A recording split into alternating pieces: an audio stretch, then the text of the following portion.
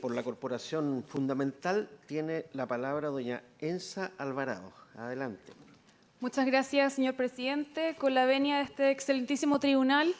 en representación de Corporación Fundamental, expongo ante esta audiencia para aportar desde la perspectiva del derecho internacional de los derechos humanos y en particular respecto a los estándares para la concesión de beneficios en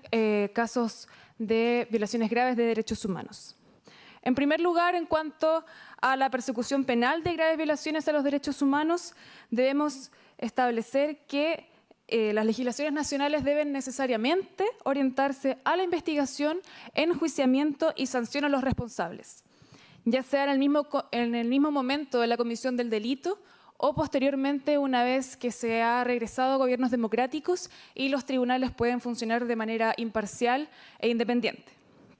En este sentido, la Corte Interamericana de Derechos Humanos ha sostenido en el caso Gelman versus Uruguay que la obligación estatal de investigar y sancionar las violaciones de derechos humanos y, en su caso, enjuiciar y sancionar a los responsables adquiere particular importancia ante la gravedad de estos hechos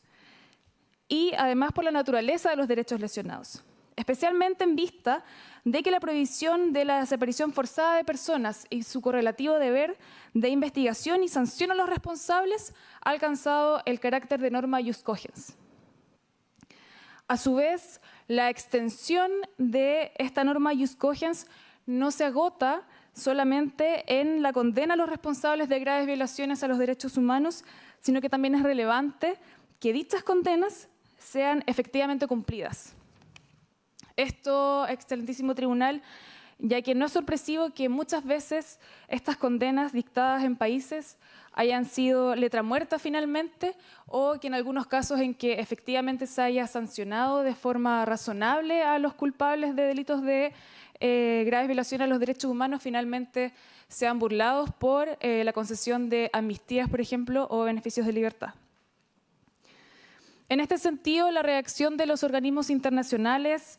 sobre la ejecución de las sentencias, tanto en el sistema interamericano como en el sistema universal de derechos humanos, ha sido clara y directa. Por ejemplo, en el caso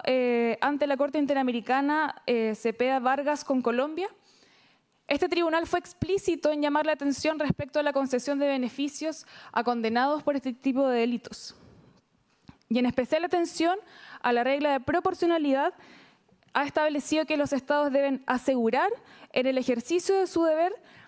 que las penas impuestas y su ejecución no se constituyan en factores de impunidad,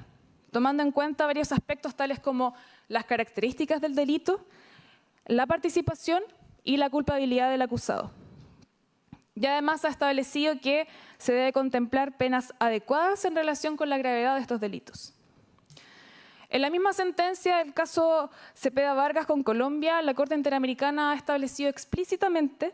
que el otorgamiento indebido de beneficios en la ejecución de la pena puede eventualmente conducir a una forma de impunidad, particularmente cuando se trata de la comisión de graves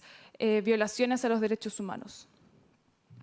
En este sentido, el otorgamiento de beneficios en la etapa de ejecución de la sentencia incumple estándares internacionales de norma ius cogens respecto a la obligación de sancionar estas graves violaciones a los derechos humanos. Es razonable, por tanto, que el Estado, a través de sus procedimientos constitucionales de formación de la ley, establezca regulaciones que eviten esta concesión indebida de beneficios. En segundo lugar, en cuanto a la actividad legislativa y las distinciones razonables, se debe tener en cuenta, para efectos de la revisión constitucional que debe hacer este excelentísimo tribunal, que la regulación de la ejecución de las penas a las que fueron condenados por graves violaciones a los derechos humanos implica un deber del Estado de materializar y dar efectividad a las normas internacionales al respecto. La decisión del Congreso Nacional en este sentido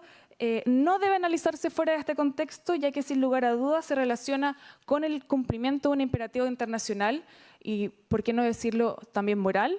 en orden a que los graves violadores a los derechos humanos sean sancionados efectivamente. De esta forma, queda de manifiesto que hay un tratamiento diferenciado entre los condenados. Por una parte, condenados por aquellos crímenes que se han entendido son graves violaciones a los derechos humanos y por otro lado aquellos condenados por delitos comunes. Es una diferencia razonable y está amparada en la normativa internacional.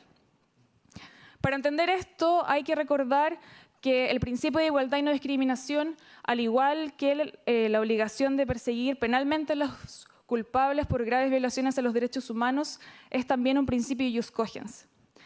Y al respecto, la Corte Interamericana ha señalado que es incompatible toda situación que, por considerar superior a un determinado grupo de personas, esto conduzca a tratarlo con privilegio, y a la inversa, considerar inferior a un grupo de personas, esto finalmente termine en un goce disminuido de sus derechos. Sin embargo, en el caso del proyecto de ley que tratan estos autos, a pesar de que se realiza una distinción entre los condenados, por una parte graves violadores y por otras condenados comunes, aquella diferencia de trato no resulta discriminatoria. Y esto, excelentísimo tribunal, porque aquellos condenados no son iguales entre sí. Por una parte tenemos una ofensa de los condenados comunes que no daña a la sociedad ni al Estado de Derecho de la misma forma que lo han hecho aquellos condenados por graves violaciones a los derechos humanos. De esta forma, la naturaleza de una ofensa grave a los derechos humanos es tan profunda para las víctimas y la sociedad que no puede quedar impune ni regirse bajo los mismos parámetros que se establecen para las ofensas ordinarias. Y esta es la lógica que explícitamente se ha expresado en el derecho internacional de los derechos humanos. Esta diferencia respecto a la naturaleza de un crimen que implica una grave violación a los derechos humanos y que en el caso específico de nuestro país además coincide con ser delitos de lesa humanidad,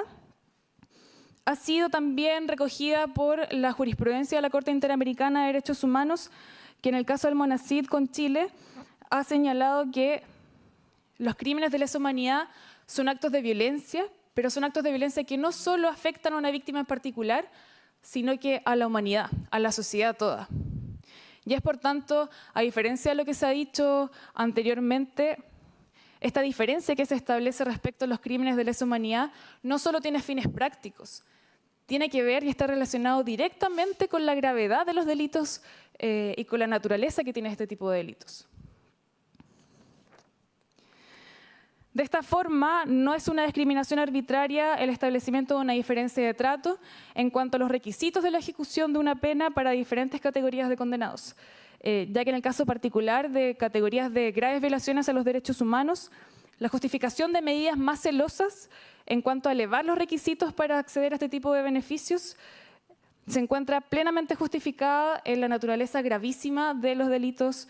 por los cuales fue sancionado. Como conclusión y de acuerdo al expuesto, consideramos como corporación fundamental que es un deber del Estado la investigación, enjuiciamiento, sanción y ejecución de la pena para graves violadores a los derechos humanos, obligación que emana una norma ius cogens internacional. En este sentido, la decisión del Poder Legislativo de adecuar la regulación legal constituye una materialización de lo que el Estado de Chile debe hacer en el marco del derecho internacional de los derechos humanos. El establecimiento de requisitos diferenciados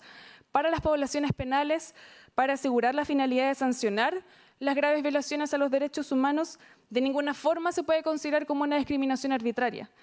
El tratamiento diferenciado se ampara precisamente en la gravedad de los delitos cometidos, siendo esta diferencia de trato respaldada por el derecho internacional de los derechos humanos.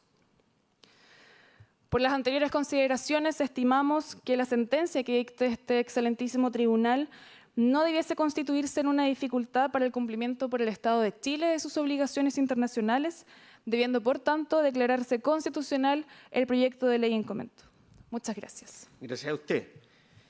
A continuación, por